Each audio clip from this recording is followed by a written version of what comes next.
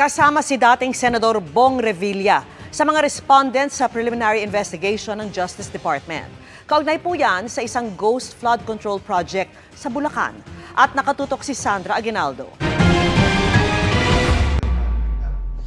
3 linggo matapos idetalye ni dating DPWH Undersecretary Roberto Bernardo ang umunay pagde-deliver niya ng pera kay dating Senador Bong Revilla, sinabi ng Department of Justice na kasama na si Revilla sa respondent sa preliminary investigation nila sa Ghost Flood Control Project sa Bulacan.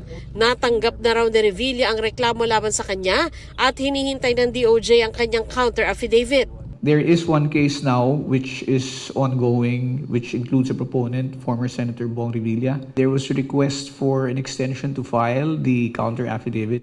Ang reklamo raw kay Revilla ay kaugnay sa proyekto sa Bulacan na kinasasangkutan din ng kontratistang Sims Construction. Bago nito, inirekomenda ng Independent Commission on Infrastructure sa Office of the Ombudsman ang criminal prosecution kabilang na ang plunder laban kay Revilla at iba pa. Sinubukan naming kunan ng pahayag ang kampo ni Revilla pero wala pa silang tugon.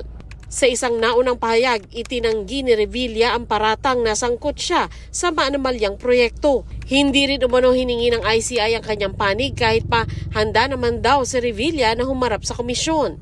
Sinabi naman ng DOJ na natapos na nilang imbestigahan ang ilang kaso ni dating Representative Zaldico at ibinalik na nila ang mga ito sa Ombudsman. Matatanda ang dineputize ng Ombudsman ng DOJ para magsagawa ng preliminary investigation sa Bulacan Flood Control Projects. As of yesterday, there were 4 other cases that were referred by the Department of Justice to the Office of the Ombudsman.